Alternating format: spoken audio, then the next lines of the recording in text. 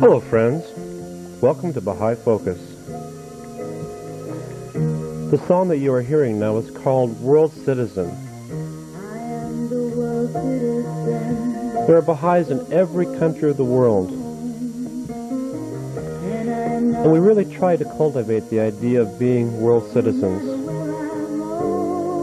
We here in Carbondale are very happy to reach out to our friends in other areas of the world. Today on Baha'i Focus, we will be visiting with some of the Baha'is of China.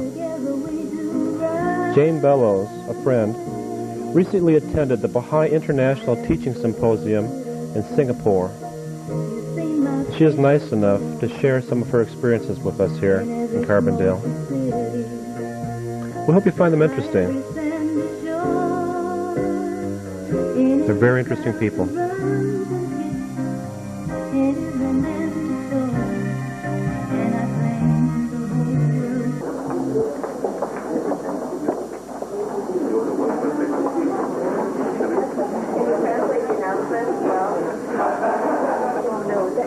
That's me.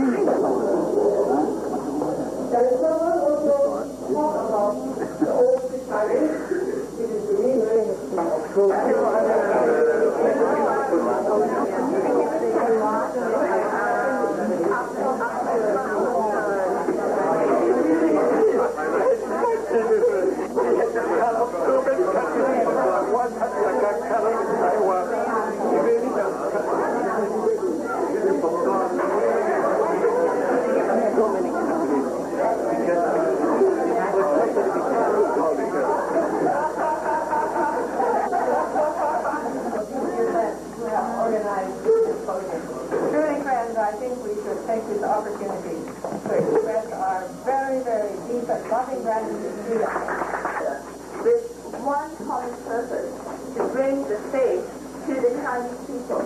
That is unity's purpose.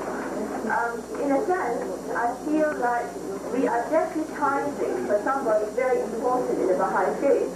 After Baha said that if he had been feeling well, he would have traveled to China himself. He was not able to do so. And in teaching the Chinese people, I wonder if we are, in fact, performing a deputization service. Yes,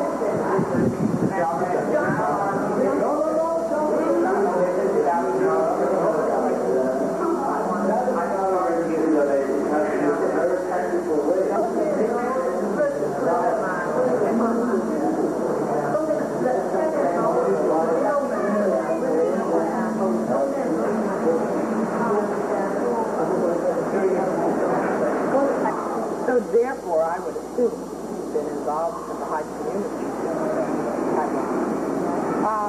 Maybe this is a hard question to answer, but just from your own personal opinion, especially to help Americans who are just beginning to make friends with the Chinese, what principle or what idea in the Baha'i faith do you feel would be the most attractive? well, I think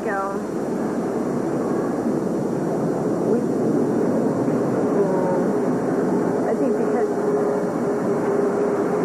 what I say is I think the mankind are equal in view, because I don't know really how to say it, because we suffer, I mean not really suffer from the different races, that we are kind of yellow, so we are, I'm happy to know there's a religion say all the races are equal. They emphasize this, but not the other religion really did. Yes, yes. So there has been in the past, at least from my experience, a prejudice built up from one religion to another, that some people are better than others. Is that what you're trying to say? Yeah. And also, when I first became Baha'i, I saw a lot of Baha'is. I mean, they are all different.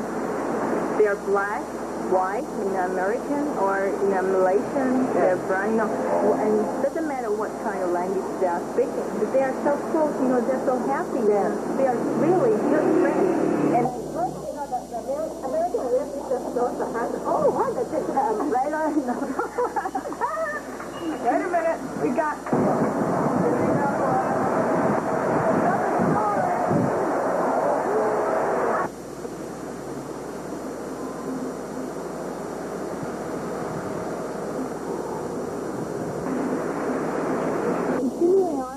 some of our conversations with the Baha'is that Jimmy, you and I met here in Tainan. That's where we are.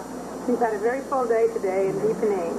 And I've been asking them how they feel about being a Baha'i and some questions that regarding how they can help Americans understand how to reach the Chinese people. And Pauline and Howard are newly married, like five months? Yes. Pauline is the new Baha'i since when? Last year in October. And she's learning to speak English very well. Howard has been a wonderful translator for me all day today, so his throat has to be as tired as mine is. And then this is Tony Guo from Kaohsiung, who just arrived late enough to miss the deepening. So, now that I've introduced our friends, let me first ask Pauline, and you can translate for your wife to make it easier. What is it about the Baha'i faith that attracted you to it, other than your husband? 除了我快要怎么吸引你成为一个巴亥，你告诉我。我刚接触巴亥的时候我感觉说巴亥里面的佛的教友都很亲切。然后在从去年到现在的这段过程中我是原本就感觉到每个人都在寻求生命的意义。每个人都是除了说每天忙着上班赚钱这些琐事之外，总是想寻求一点生命中比较有意义的事情。Yes, please, because the Chinese people who watch this will understand this, but the Americans need help. She said ever since she's in touch with the Baha'is, all the friends of the Baha'is are very loving to her, and she is very impressed with the Baha'is, especially when she has been very busy in her work, and so busy that she said, okay, if she were to continue working and making money, what would she accomplish in life? So she has been sitting back and thinking about this, and she said, for people in Taiwan, many people say, okay, I'll wait until I'm old to learn about spiritual things. I'm too young. So she said, that is not true. To her, she said, I must begin now and learn about spiritual things now and get ready, so that by the time I'm old, I'll be mature and serene and happy. And hopefully, she said, one day I'll be like you, traveling to teach the Baha'is. Thank you. That's, I really like her explanation, because it is definitely within the Baha'i spirit. In order to go on into the next life, we have to develop our soul and spirit here, and we can't wait till we're 85 to start. We have to start when we're young. That's wonderful. Thank you. And now, do you have any advice or suggestions for those of us who are trying to make friends with Chinese people to help them to be interested in the Baha'i faith? Number one question. And number two question is, how do we make the connection with Baha'u'llah in our teaching, so that the people who accept the faith don't just accept it because it's a happy, loving religion, but that they get it in their heart enough so that even if there were no other Baha'is around, they would still be committed to the faith. That's a big question. So maybe, Howard, you can help your wife, and then you give your opinion too, please. 好像是大男人。那我觉得事实上男女都在社会上或是家庭上占着一个轻重的一个地位。就像说那天他举例的下来的翅膀叫什么？那某一边都不能偏颇这是一点还有。She says that Baha'i is very different from other religions in that, okay, we are not prejudiced against other religion, other people, and we see people from all over the world, and also the social teachings of the Baha'i faith are very different from what she has learned in other religions. In other past religions, she has been a Buddhist for a long time. She said you are told how to develop yourself and to be cut away from the material world and cultivate your own life. But this is not true in the Baha'i. This is not the case in the Baha'i faith. you have not only to develop yourself, but also live a life among the people and to practice the principles of the Baha'i faith, like to get rid of prejudices. To her, okay, men and women are both equally as important, and she likes the idea of equality of men and women, and also the other principles. Okay, to attract the Chinese to them, okay, they claim they have the longest history and the most developed and refined culture in the world. They are very independent in that sense. They said they are morally, culturally very proud of their own culture, and they said they have a rich heritage from the time of Confucius, even much longer. So it is very difficult to convince them there is something even better, I mean spiritually, that we can offer to them. When we talk about world peace, we talk about universal harmony, we talk about a united world. They said Confucius in 2,000 years ago claimed that we should live among the four seas, men and brothers. And they do not see anything new in the Baha'i faith in that sense. But as a Baha'i, we have to be patient with the Chinese. As Abdul Baha said in the tablet to China, I think that tablet itself is a very good guide for teachers to the Chinese, because we have to respect the Chinese, the identity, the culture.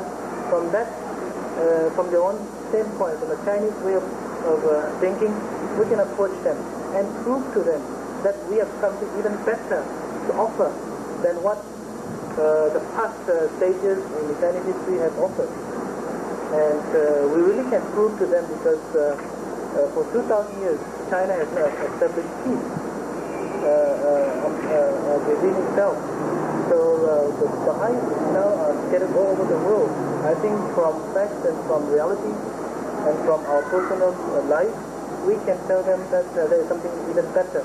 That Baha'u'llah has come, and he has come to relive the morals and the aspirations of the old sages in Chinese history. For Americans, reminds me that just a few weeks ago it was July 4th, the anniversary of the birthday of the United States of America.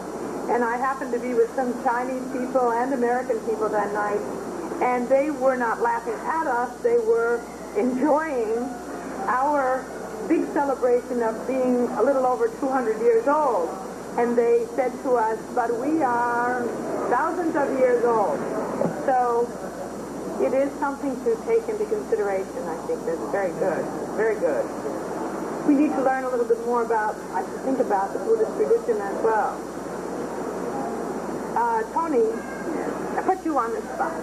Do you have any added impressions or ideas you'd like to share with us? For the Americans, mostly Americans, I think, since we'll see this case. Maybe in Chinese too. 你说其他建议要是中国人对巴亥的一个观念的看法以及怎么巴亥里面的什么教义最吸引中国人？我只能说，对我自己的感觉这是一位伊朗的教友。我认识他是在一个很偶然的机会里面，他告诉我一些教义。那除了教义，我觉得这个教义实在是非常好以外跟其他的宗教有很多不同的地方以外，我从他的说竟然会有宗教战争的情形发生，我觉得这很不可思议。He was very impressed by the Baha'is, okay, especially with the person who told him the faith for the first time by chance. He met an Iranian couple who was living in Kaohsiung and told him the Baha'i faith. And by learning of the Baha'i faith, he is not only learning the teachings themselves, but he is learning through the life of the pioneers, the two persons who were telling him the Baha'i. And he was really impressed that they are living what they are preaching. And not only that, at that time, the Iranians, the Baha'is, were being persecuted, were put to death by the Iranian government. And the pioneers, the Iranian couples who were here, were not only praying the forgiveness, but never took a stand of revenge or hostility against the government. They were peaceful. So this is something really interesting. And also he was mentioning about the principles of the Baha'i faith. For instance, that the Baha'i faith, you are quite free to do things, to continue your traditional ways of belief. For example, in the Chinese, there is bye-bye, which is ancestral worship. And he continued with that, but in other religions, this would be prohibited. So he was learning from the life of the Baha'is and also from the teaching. He said this is something very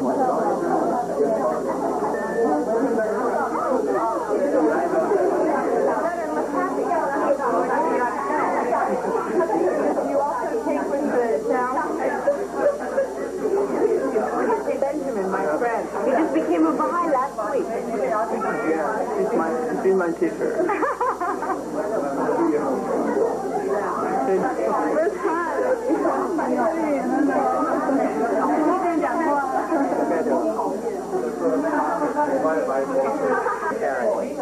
Making a long distance call. Traveling around in Taiwan, as you figured out from the rest of the state, and I've been staying with Jan and David Huang for a while.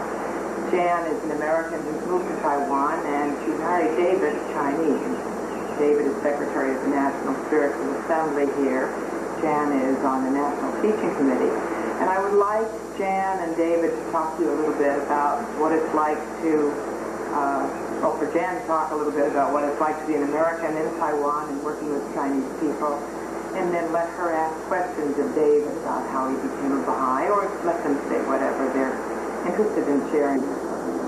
One of my classmates introduced American Chinese who was teaching in our college, and one day he talked to me and he said, well, there is a teacher and he is a very interesting person, and why don't let me introduce you to him?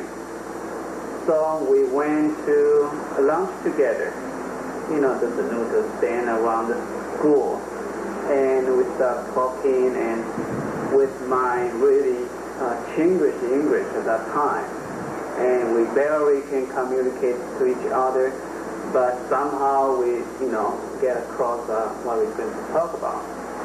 And from that, I knew the Baha'i friends. Even at that time, I was not a Baha'i right away. It took me almost 1 year to become a Baha'i. But within that period of time, I was the caretaker of his house, and I met his family, and at the time they had one daughter. And once for a while, the Baha'i traveling teacher come to Taiwan City, and we will have a fireside or simply just a gathering for all the students to come. But even before that, before I even gone to the first Baha'i fireside, I was attracted to the Baha'is with their friendly hospitality, especially this teacher. And he used to invite us students to come to his house. He would call it just, well, Thursday will be an open house for all the students to come. And when we get familiar with the friends to each other, and he would somehow say, well, today we have a special friend coming down from Korea or wherever, my friend. And maybe you would like to come and we can talk about whatever. And I found out later on that happened to be the fireside, and they talk about the Baha'i faith in a very informal way. So little by little, I knew a little bit about Baha'i faith here and there. Nothing about writing, simply just those friendships developed through this kind of context. I have even gone to the traveling teaching with those Baha'i traveling teachers even before I became a Baha'i. But what struck me at that time is the Baha'i faith is not really like the religion which had been implanted in my mind what its religion was.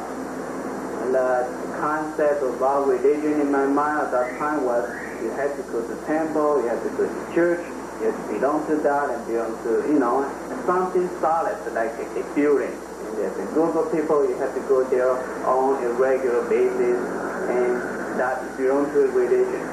To me, the Baha'i faith, because those wonderful traveling teachers and their efforts, my feeling at the time was that Baha'i faith is simply just a family.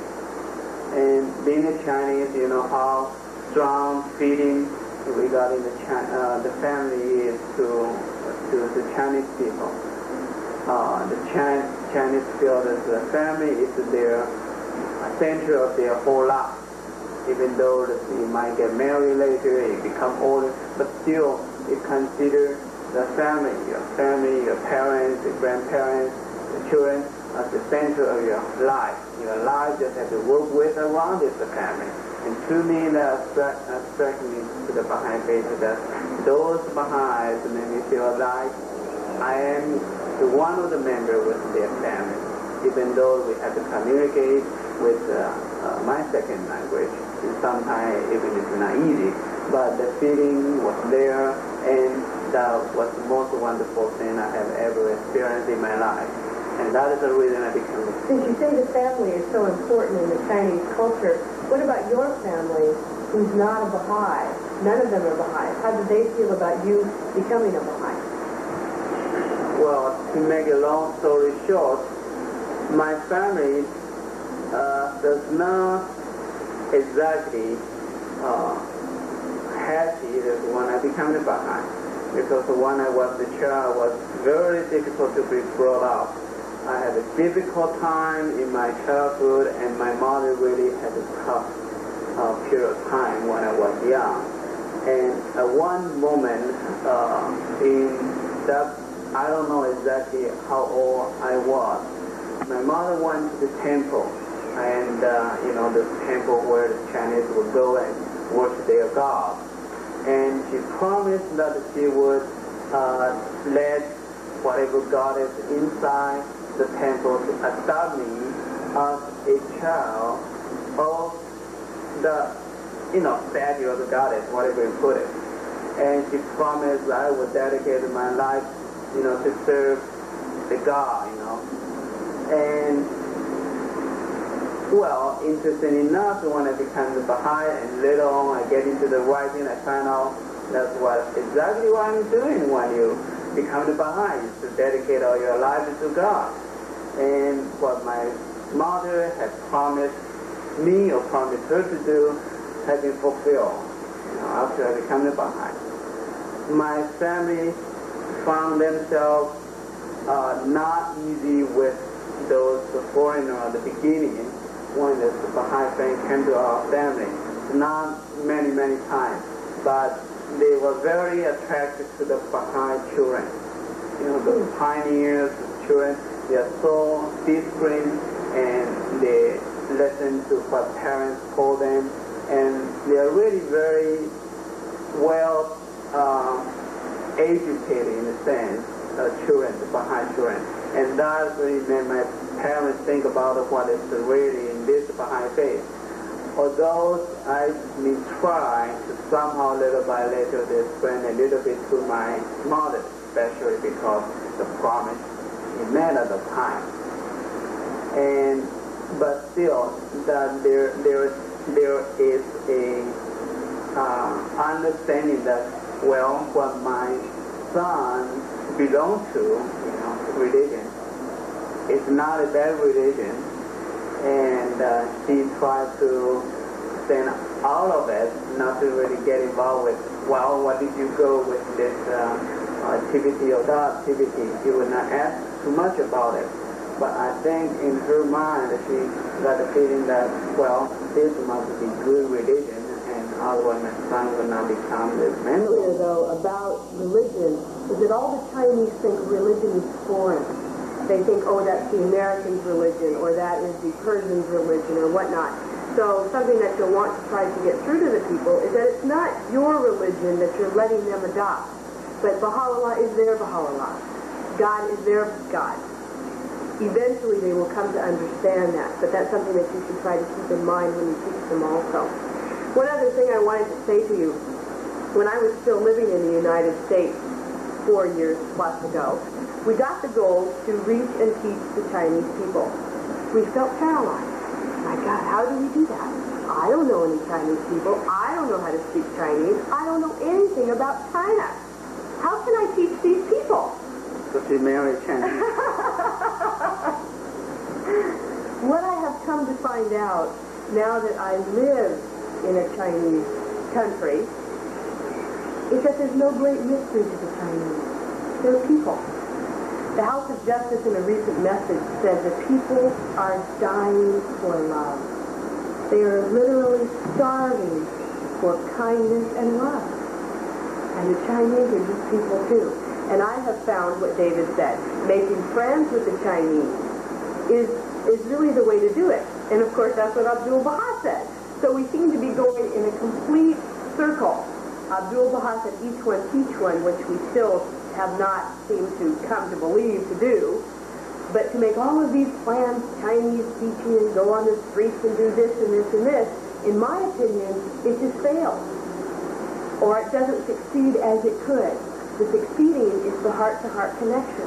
Treating them like people, because they certainly are, not the Chinese people, but they're people. And see them that way, and love them. And when they feel your genuine love, that might take a little while to develop, they will appreciate it, and they will love you, and then they will trust you, and finally see what the faith is, and maybe, probably, accept it for themselves. Very good. Or you can marry a Chinese. You put your heart in his heart and think and see what he might think about that. And that will ring the bell, that will open the door, you know. Basically, we're all human beings. We need to be loved, and we need someone to love. And that is the key to the everything. And I don't try to emphasize, well, Chinese don't do that, Chinese don't do that. That's about all the time we have today. Thank you for watching Baha'i Focus. As you can see, the Baha'i faith is well and happy in China. So for Baha'i Focus this week, thank you for watching.